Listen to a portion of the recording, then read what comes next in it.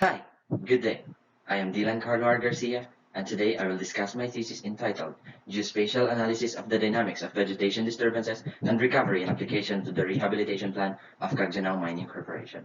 This study aims to provide valuable tools in evaluating the extent of disturbances and rehabilitation activities of Cagjanao Mining Corporation by mapping the area of disturbances and recovery of vegetation using Landsat imagery obtained from Google Earth Engine and monitoring the Normalized Difference Vegetation Index. The mining industry has been very controversial because of the criticism thrown by the public due to its environmental issues. It is undeniable that mining activities cause ecological degradation and temporarily destroy the original ecosystem balance and therefore require rehabilitation to mitigate the negative environmental impacts and restore ecological function. Objectives. In this study, the researchers will provide additional information in monitoring the extent of disturbances and rehabilitation activities of the company.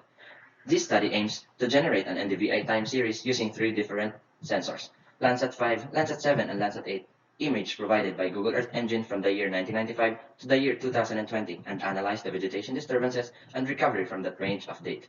Second, to analyze the extent of vegetation disturbances and recovery for the recommendation in the rehabilitation plan of Cagjanao Mining Corporation.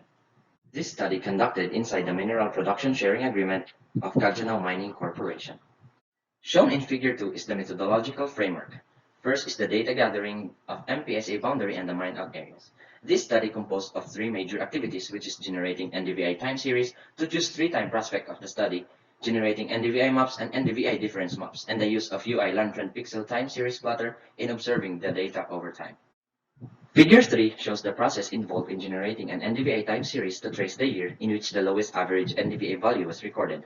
The primary process involved was the collection of Landsat image data in Google Earth Engine, date filtering, cloud masking, data isolation, and clipping the composite, and the calculation of NDVI, and then chart NDVI over time, then export from different Landsat sensors. Every calculated NDVI value represents a unique material on the planet's surface as shown in Table 1. First, shallow values of NDVI or 0.2 and below correspond to barren areas of rock, sand, water, or snow. Low values represent barren land, shrubs, and grassland, or 0.2 to 0.3. Moderate value represent trees, 0.3 to 0.6, while high values indicate temperature and tropical rainforest, 0.6 to above. Figure 4 shows the overall collection of NDVI time series from different Landsat sensors, Landsat 5, Landsat 7, and Landsat 8, provided by Google Earth Engine. The fluctuation shows the decreasing trend of NDVI value from 1995 to 2020. Figure 5 shows us the yearly average mean NDVI collection. It clearly shows us the vegetation change over time. Based on the values here, the lowest NDVI value was recorded in 2013. Thus, we can use that as our target year to complete our three-time prospect to conduct more spatial analysis. After calculating NDVI values, corresponding maps will be generated. Landsat actual image will be clipped into MPSA to generate maps. In Figure 6, it shows the calculated NDVI map and histogram of the year 1995. As can be seen, shades of green and shades of yellow is present. It implies that most of the vegetation in the area is in the natural state or undisturbed. In the histogram, we can see that most of the pixel count is in the positive side or vegetation side from 0.2 and above.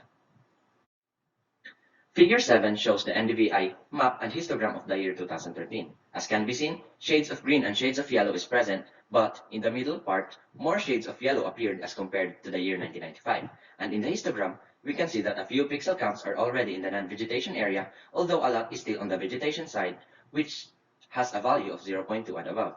The significant increase of the non-vegetation side implies the extent of disturbance caused by commencing of mining activities in that area. And as we can see in the lower left part, the area is much more greener compared to that in the year 1995. Because in 1995, we can observe yellow shades which has lower value, and according to the company, they haven't touched that area since. Here in Figure 8, it shows the calculated NDVI map and histogram of the year 2020. As can be seen, shades of green and shades of yellow is still abundant. However, in the center part, more yellow shades appeared as compared to both years. But if we look closer, shades of green are also starting to appear, meaning there is an excellent recovery of the vegetation, and in the lower left part, only a slight change in vegetation occurred. Also, we can see in the corresponding histogram, the non-vegetation side are slightly increasing in count, but the counts on the vegetation side is still more abundant. Table 2 compares the area occupied by a range of NDVI value in the year 1995, 2013, and 2020, while Table 3 shows the areas of vegetation cover derived from the NDVI. And as seen in Table 4, non-vegetation increases and it shows a great disturbance, which indicates mining activity in the land. And of course, in the vegetation part, all of it decreases slightly, again, because of mining activity. This NDVI difference map displays the result in subtracting the initial to the final NDVI values per pixel. The positive result display as green, negative as red, and unchanged value as black. In here, it shows us the calculated NDVI difference map and histogram of 1995 and 2013. And in the map, we can see a lot of green part, which is a great indicator of a healthy vegetation. And also quite a lot of red part, which clearly indicates mining activity in that area. The histogram shows the distribution of the NDVI difference that displays in the NDVI difference map. As we can see, the positive side of the number line is more abundant in terms of pixel counts than the negative side. This implies that the disturbances in the area is much lower compared to the recovery. In here, Figure 10 shows the calculated NDVI difference map and histogram of the year 2013 and 2020. And in the map, a lot of presence of black shaded parts can be observed. It indicates that the values are unchanged. And again, in the histogram, it shows the distribution of NDVI difference that displays in the NDVI difference map. It shows us the abundance of NDVI difference pixel value on the positive side of the number line. It is because a lot of presence of black shaded parts can be seen in the map, which indicates that a lot of values are unchanged. Here in Figure 11, we can see the calculated NDVI difference map and histogram of the year 1995 and 2020. It displays information regarding disturbance and recovery in the whole duration of the study. We can see greener shades in the lower left part, but red shades in the opposite side. Again, the histogram shows the distribution of NDVI difference that displays in the NDVI difference map. We can observe that there is a drastic change in vegetation cover that causes disturbances in the environment, but over time, vegetation recovers due to the activity like rehabilitation conducted, of course, by the company. And as we can see, in the histogram, the values in the pixel count is distributed, but higher values are still found in the positive side, which means that the recovery of the vegetation is greater than disturbances recorded. Table 5 shows the area occupied by a range of NDVI difference values from the figures before. The green part are the positive side while the red part are the negative side. And in Table 6, it shows the area of increase and decrease of NDVI derived from the NDVI difference or the recovery and disturbance of the vegetation. We can observe in Table 6 that there is a drastic change in vegetation caused by the disturbance of mining activity occurred in 1995 to 2013. Although disturbance dominated in 1995 to 2013, an excellent recovery of vegetation was recorded in 2013 to 2020. Throughout the study, from 1995 to 2020, the data shows that recovery is greater than the generated disturbance based on the calculated NDVI difference.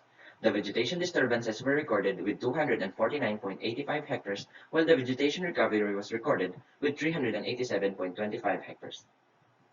The researchers have selected test points or the areas of interest that must be taken into account using the data gathered.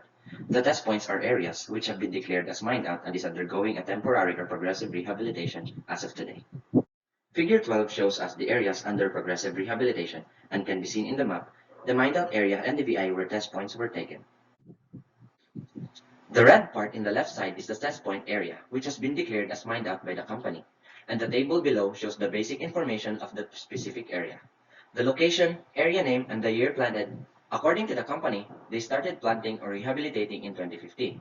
And we can see from the NDVI trend that from 1995, the trend decreases over time due to mining activity. But after 2015, where they started planting, the trend of NDVI value started to increase again, and in time, it will surpass the highest recorded value. In here, the red part in the left side are also the test point area, which has been declared as mined out by the company. And the table below again shows the basic information of that specific area, the location, area name, and the year planted. According to the company, they started planting or rehabilitating in 2016.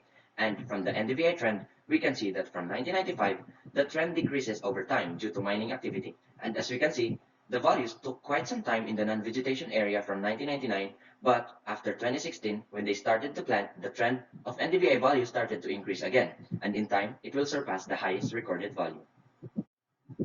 In here, Table 9 shows the basic information of test point number 3, while Figure 15 is the mined out area of test point number 3 and its NDVI trend from 1995 to 2020. Again, the area here is declared by the company as mined out, and they started planting or rehabilitating in 2017. Thus, we can see from the NDVI trend that from 1995, the trend decreases over time due to mining activity. And as we can see here, the values took quite some time in the non-vegetation area from 2004, but after 2017 when they started to plant, the trend of NDVI value started to increase again, and in time, it will surpass the highest recorded value.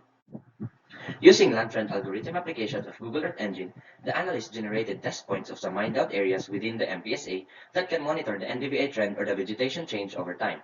Thus, we can say that from 1995, the NDVI value decreases over time due to the disturbances caused by mining activity, but increases afterward due to the progressive rehabilitation and strict implementation conducted by the company. After performing the study, the student researchers highly recommended the following. First, compare the generated result of the dynamics of vegetation disturbances and recovery with the actual images or site visit. Second, aid to the MGB monitoring team as an additional tool for environmental monitoring as well as to the company itself. And lastly, complete the data needed for the sample point to be tested in all area that is declared as mined out. Thank you for listening and have a nice day.